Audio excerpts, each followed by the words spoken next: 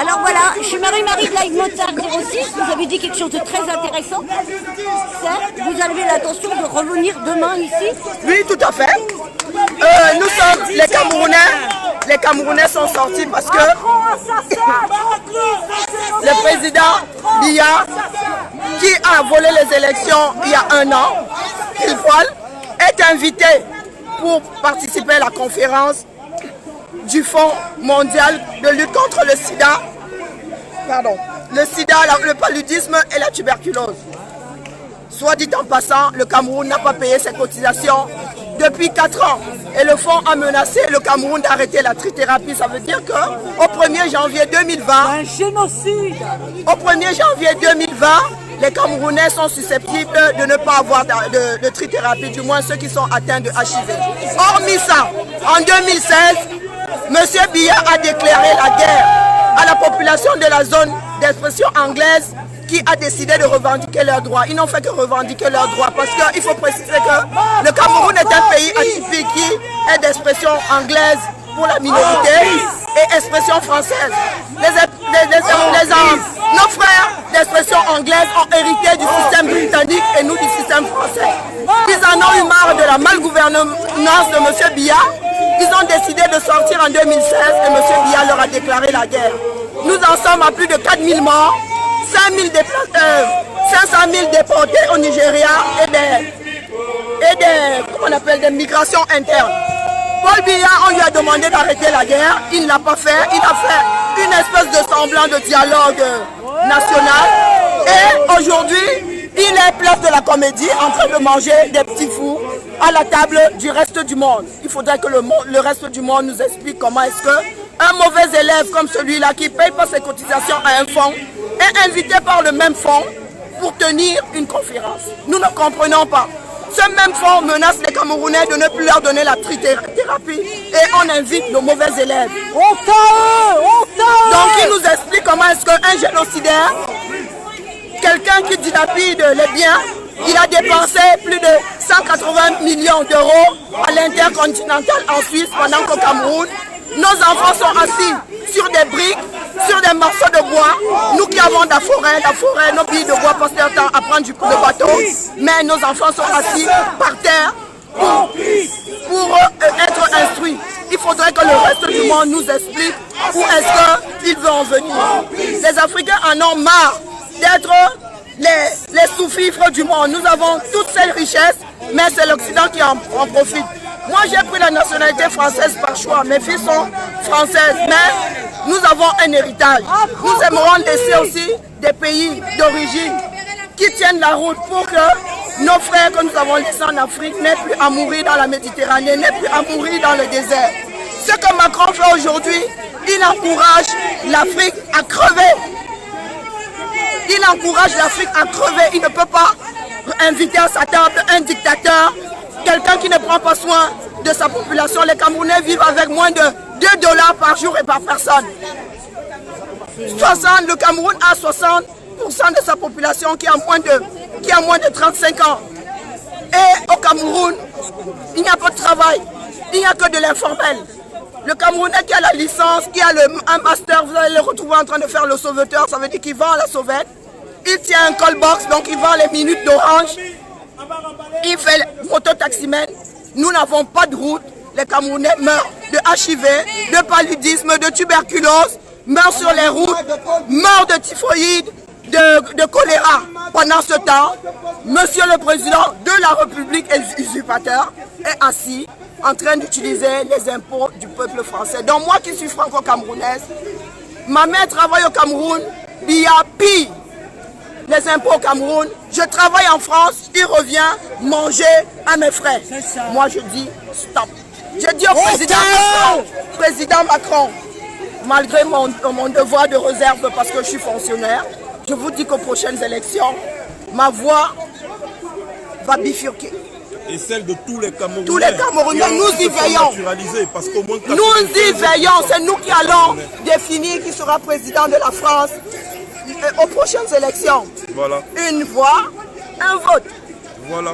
Donc nous avons vous prouvé que l'Afrique a de la valeur et que nos frères que nous avons laissés en Afrique, nous les encourageons, nous ne les encourageons pas à mourir dans le désert et dans la Méditerranée. Ce monsieur, voilà, ce monsieur en sait quelque chose, c'est un survivant du désert et de la Méditerranée.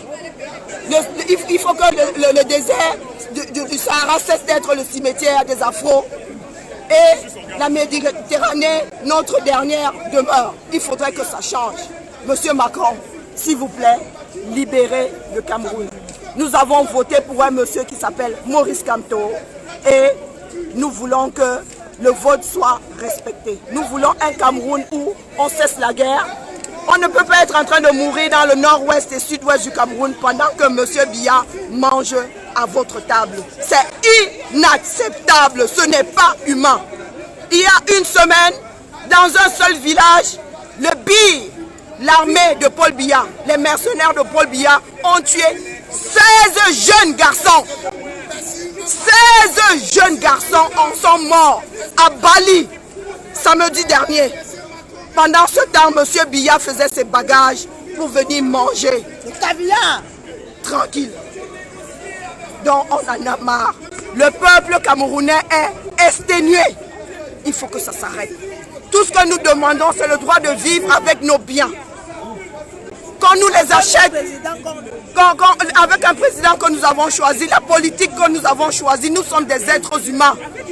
Nous pensons que l'esclavage a été aboli il y a bien longtemps. Mais le peuple africain, grâce à votre politique, est maintenu dans l'esclavage. Le pire esclavage qui soit.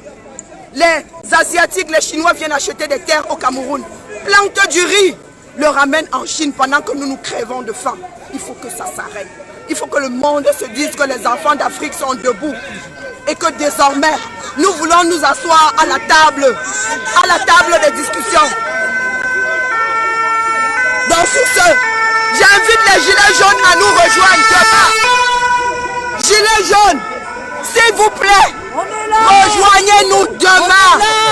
Demain, nous allons faire la fête à la conférence du Fonds mondial de lutte contre le sida, le paludisme et la tuberculose. S'il vous plaît, gilets jaunes. Votre message est passé. On peut répéter le lieu. Donc, à la Cité internationale. Cité internationale. Là où se passe la conférence du Fonds mondial de lutte contre la tuberculose, le sida et le paludisme. À la Cité internationale, Lyon 6e. Donc les Camerounais vous demandent, vous Gilets jaunes, de venir avec eux à la Cité internationale au lieu de la conférence afin de faire la fête et de montrer aux présidents camerounais qui sont là et qui refusent leur dictature. Récapitulatif, il n'est plus le président camerounais. Pardon, il n'est plus le président camerounais. Donc on ne comprend pas pourquoi. Le 7 octobre 2018, c'est-à-dire l'année passée. Alors pourquoi est-il accueilli comme président? Et effectivement, M. Emmanuel Macron, c'est pour ça que nous l'accusons de complicité. Parce que M. Emmanuel Macron est au courant que M. Biya a usurpé les élections l'année passée. Le peuple camerounais est en souffrance. Depuis 37 ans que Paul Biya est au pouvoir, depuis 1982. Le Cameroun n'est pas développé, malgré toutes ses ressources naturelles. Alors, accepter que M. Biya ait gagné des élections en 2018, c'est traiter le peuple camerounais qui est en souffrance de con. Effectivement, le peuple camerounais n'est pas con. Après 37 ans de souffrance, ils ont choisi un autre monsieur pour être à la tête de l'État du Cameroun.